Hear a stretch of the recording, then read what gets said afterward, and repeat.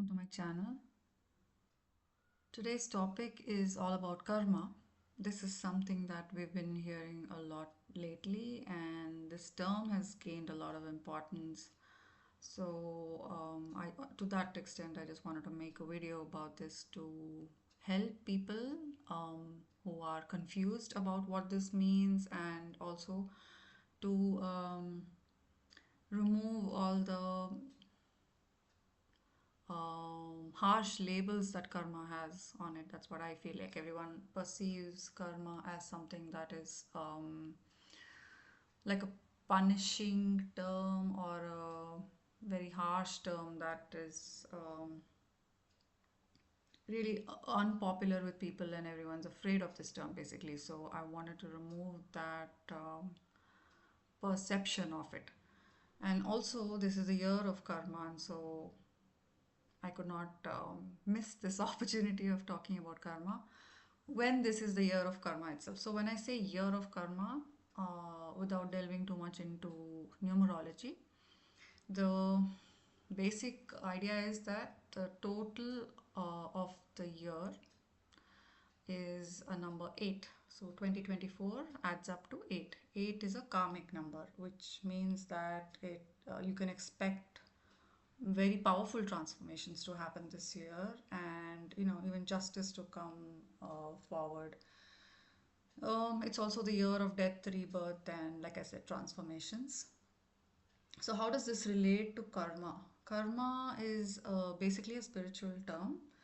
It refers to action, intention, thought, feelings, and its consequences. So when we say year of karma, what we mean is that, since I said it's also action and intention, this year is ruled by um, Saturn, the number 8.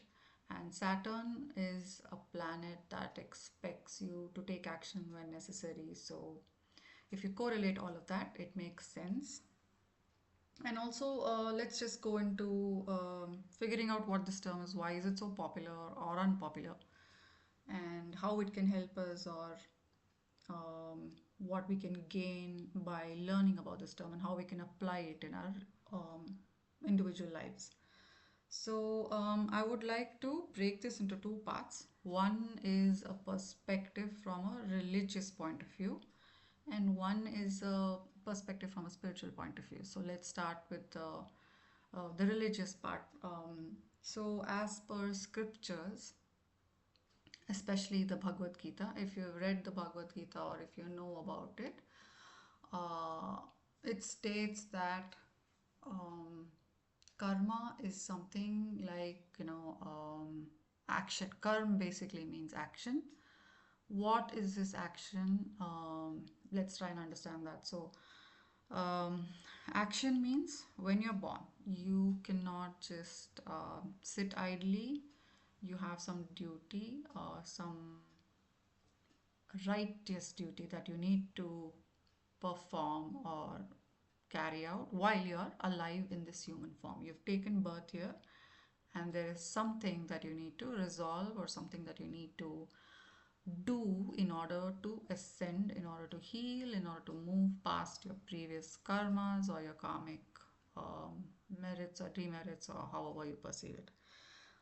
So basically, as per religion, it works on the law of cause and effect, which is true in its entirety. I mean, it is referring to the law of cause and effect. For example, um, we think a lot of thoughts per day. Most of them are negative. I think I'd mentioned this in one of my previous videos. So, how does this affect us? So, we have something called impressions from our previous lifetimes. Um, so, these impressions form a sort of like a blueprint on our consciousness, on our energy, and this carries forward into our current lifetime as well as our future lifetimes if we are born in the human form again. So yeah, so that's how it works. And so let's give an example. Let's say you're thinking about some bad intention towards someone. I know there are various aspects to this as well. Either you could just think ill about someone and not do something about it, or you could think and do something bad. So there are various combinations of this without getting into details of that. Let's just understand that as per religion, even thinking something negative or ill towards someone else or your own self is considered like a bad, like it adds up to your bad karma. So it's like, just think of it like as, points being added to your spiritual path and journey, and this is something that will keep you stuck maybe in a spot, or you will have to um, experience certain obstacles or some sort of suffering, or like you could say punishment, or however you may perceive it. So the idea is that when you do something wrong to someone, or you think something wrong about someone,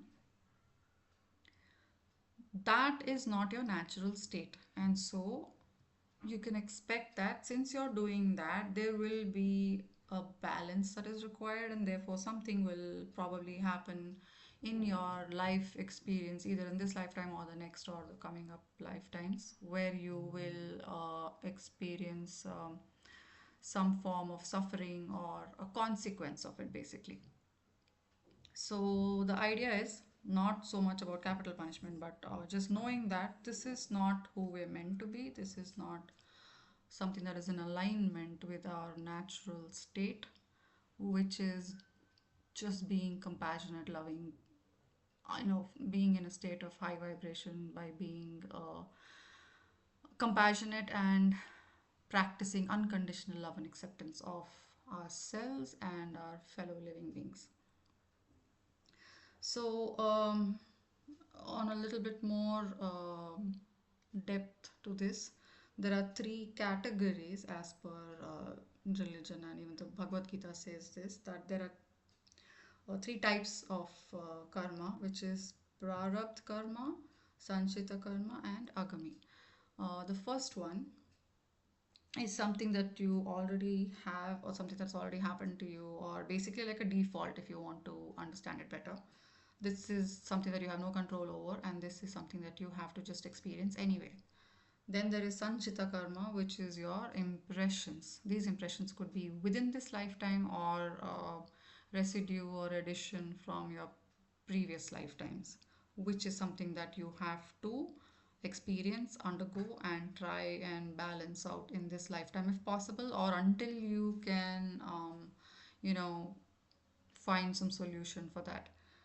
Then there is agami karma, which means this is something that you may undergo based on your future karma, something that is yet to happen, basically.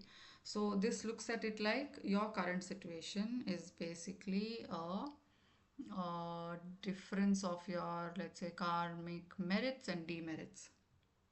That is your current situation. This is of simple formula which is created for every human being. So for example, let's say you've done a whole lot of good deeds, you've thought good stuff, you've been compassionate to people, you've done your whatever required duty is needed out of you, being a human being, working, studying, living, all of that, and then doing your dharma, which is your duty towards your fellow human beings. Suppose someone is going through a suffering and you ignore it, that again adds to your demerit, like karmic demerit, for example. So instead, if you would have helped them, that adds to your merit. So all of this is kind of balanced out. So you can say it's the difference between the merits and demerits.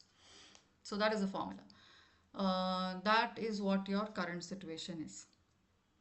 Um, so there is a lot that can be explained about this as well, but for the um, requirement of this video, let's keep it brief. So just understand that this is how it is, and this is how it's worked out in the religious context. And the belief is that whatever you think, or whatever you're perceiving about your world around you, yourself, other people, or what your thoughts are, and how much attachment you give to those particular thoughts, and how much it affects you. This is something that will continue to cause um, the desired outcome for it. For example, if you are in a state of lack mindset, or if you're in a state of thinking that I don't deserve love, or you're just thinking of that every day without probably without realizing it, or you know even if you are realizing it, but the fact that you think deep down that you don't deserve love, then you attract more of that. So that's how it works. It's just that you think that, and then you get more of that. That's how it works. And for another thing, even if it's fear, for example, you are fearful of something or someone, then you automatically think more about that. You go on thinking about it. So, repetitive thoughts of something that is not for your highest good is also something that keeps attracting more of in your life. So this is how karma works.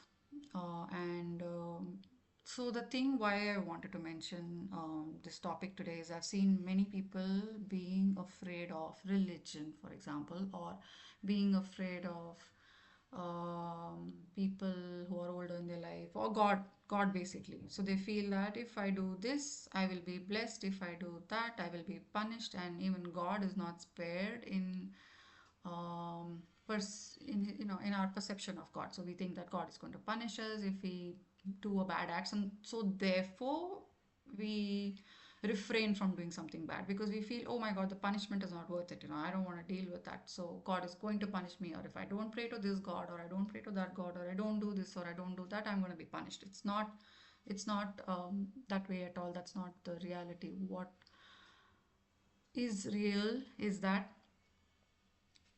God is not giving out capital punishment. God is not here to punish you, and that is really not what is happening. What's actually happening is you trying to understand that you are the same. Your energy, God is also energy, and you just have this human experience that you're going through for the purpose of learning some lessons and to experience healing and to overcome your past impressions or thoughts and to help you ascend. So it is basically your own thoughts that lead you to get a balance sort of. That's all that's happening. It's not like someone is punishing you or someone is being happy by punishing you. If you look at it like that, then we do so many wrong things. Why does God not punish us for all of that?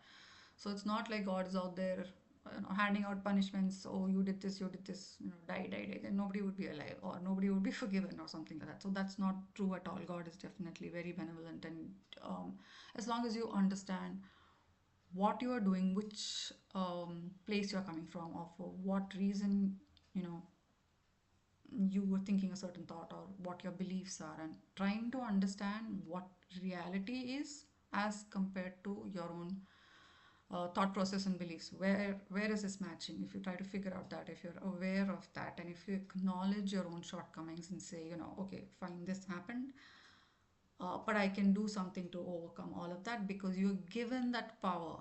You have immense power, and you just don't know your power because you've not been told that, or you've not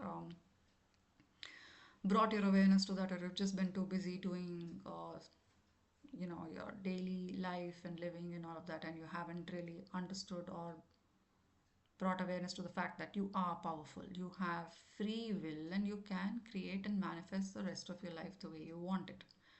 So with this, I'll just leave the religious aspect for now, and let's move to the spiritual aspect. So from the point of view of spirituality, it's not very different, but what uh, my understanding, and from whatever research I've done over the recent times, is that, like I said, it's your impressions and how much attachment you give to all of that, and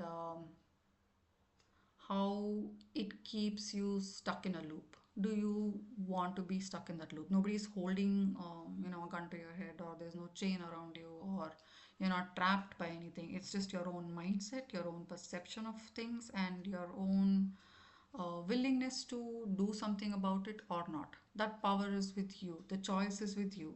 So it's just a balance. It's some sort of looking at it like a law of balance basically. If you do something, expect some consequence for that.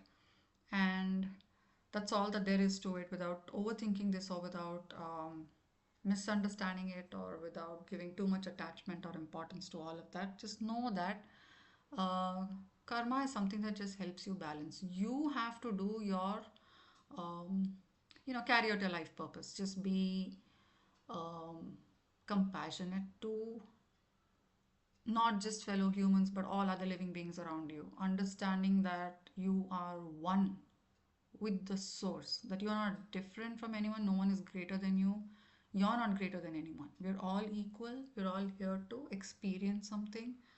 Um, most of it is a connected experience, it's just that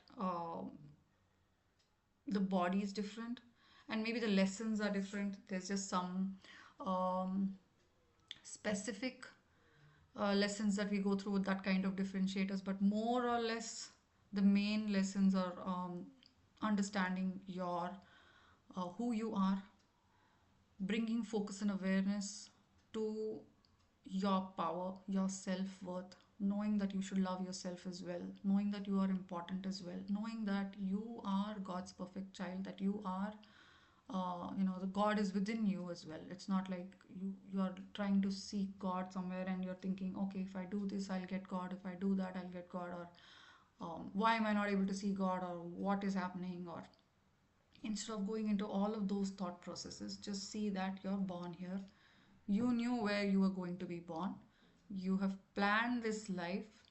The whole blueprint has been, designed by you and let's say your ascended masters and spirit guides and the universe to help you understand how you can overcome certain perceptions or mindsets or whatever has been ingrained in your subconscious mind from previous lifetimes, or if there is some thing that you need to learn. That is why you come to earth as a school, to learn those lessons, to heal from them, to acknowledge that you know you're more than the body and you are trying to heal that pure consciousness within you rather than just the body. Of course, the body also needs healing because you're here, you have the responsibility and your duty to take care of the body as well. But then again, not being too obsessed with the body and understanding that there are certain things that you need to work on to get a full balance. For example, the mind, body, spirit. The mind, when we say mind, it's basically the consciousness and the perception, the impressions, the mindset that you carry each single day while you're alive in this current lifetime and an addition from the previous lifetimes.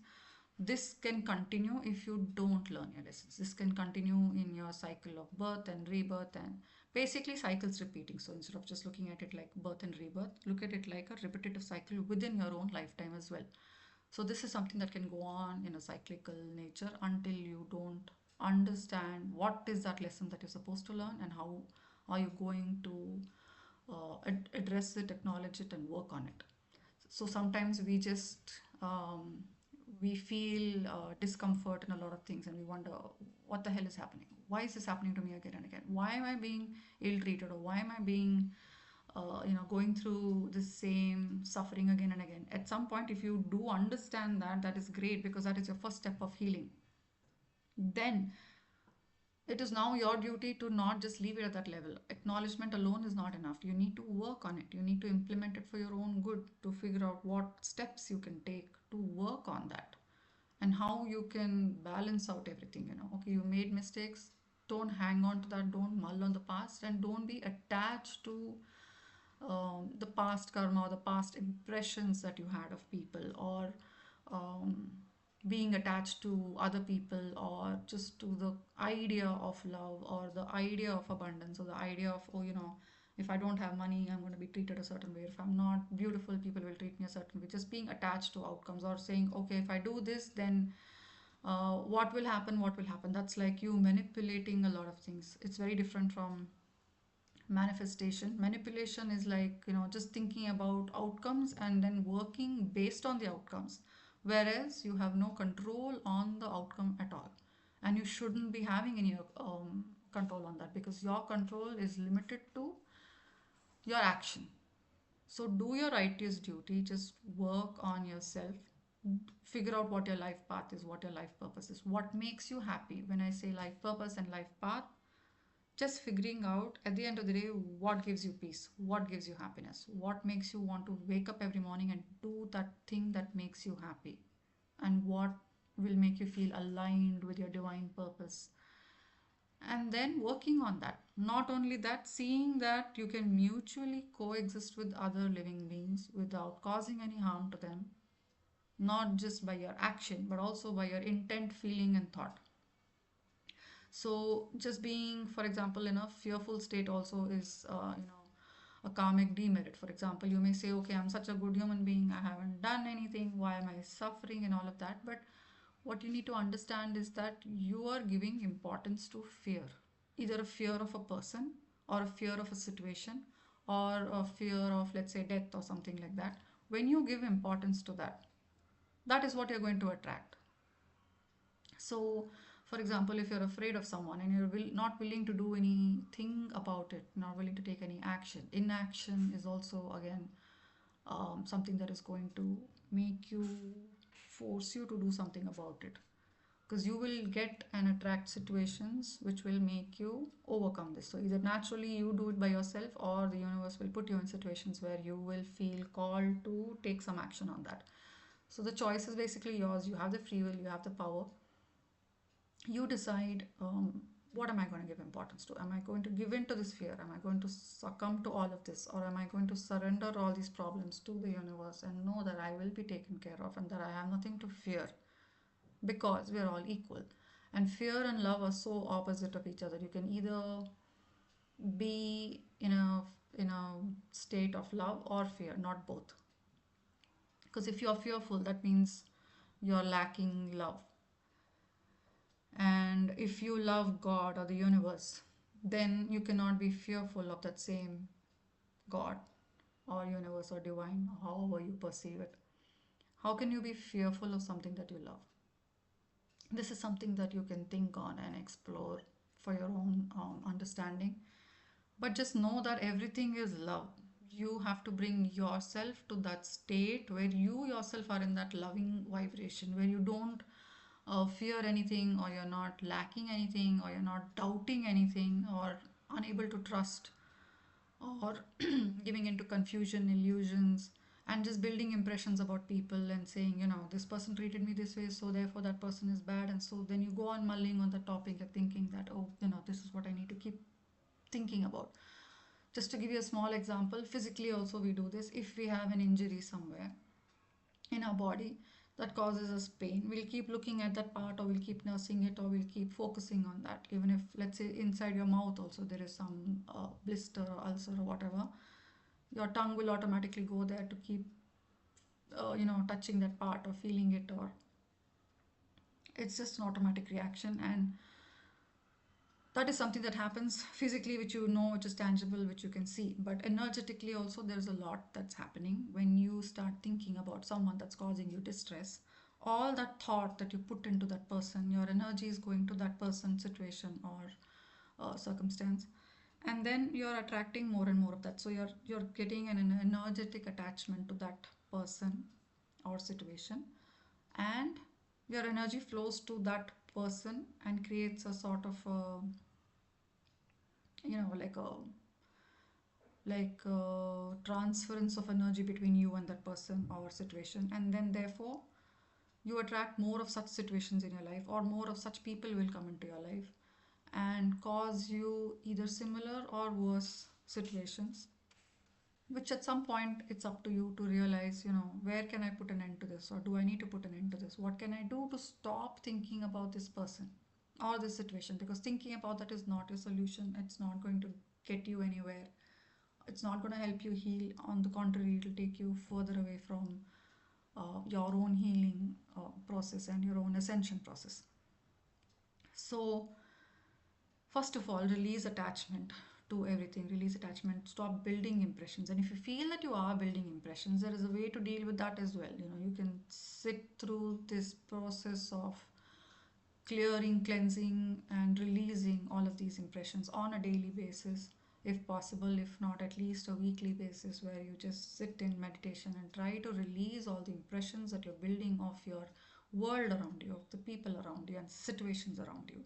They're not meant to cause you any harm deliberately. They may be causing you harm, you may be feeling that, but it's not meant, it's not like without taking it personally, trying and understanding that this is helping me actually figure out what it was that was lacking in me that I could have worked on. For example, self worth. Someone has treated you badly in your childhood, mostly your parents or siblings or friends, or someone at school, or in your neighborhood or something.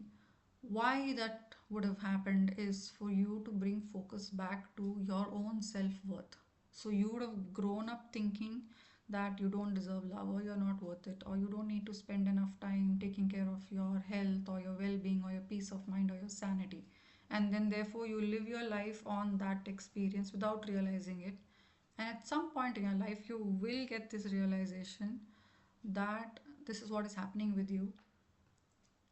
And when you do that, it is up to you to release attachment to that. It is up to you to heal from that and say, I do deserve love. I am worthy. I am important. I am pure as I am. And I am beautiful as I am. I am perfect as I am. And yeah, I deserve everything that everyone else does. I do deserve abundance. I do deserve good health. I do deserve love. And so when you come into that state, that's when you start healing from all of that. That's when you also start becoming more peaceful and happy. And when you are happy, when your cup is full, you will also be able to be then fully accepting of other people around you, of other living beings around you, of understanding your connectedness with everyone, your oneness with everyone around you, as well as the universe. That's when you actually start working on your ascension process and releasing all the past karma. Whatever is in your control, you can release, and whatever is not, you can just surrender it to the universe and just release attachment to that, as well as attachment to outcomes or what can be expected. So it's actually not that complicated. Just focus on you, be mindful, pray, meditate, surrender on a daily basis, and try and be as compassionate as you can. Anyway, these are all terms that are associated with spirituality, and you being the spiritual being and understanding how to embrace that and embody these concepts into your daily life. This is something that will help you release all of this karma, the demerits, or the yeah, the demerits of the karma, or the karmic demerits basically. And yeah, I hope this helped you in some way. If you have any further doubts or some confusion, or you would like to reach out to me in understanding karma and how to release all of this, um, I will provide links below where you can reach out to me, and you can even send me comments or suggestions or feedback. I'm open to all of that. So, since I was very confused as well all of this time, and I noticed a lot of people suffering from figuring out karma and then developing all kinds of impressions about karma itself and then getting stressed about it.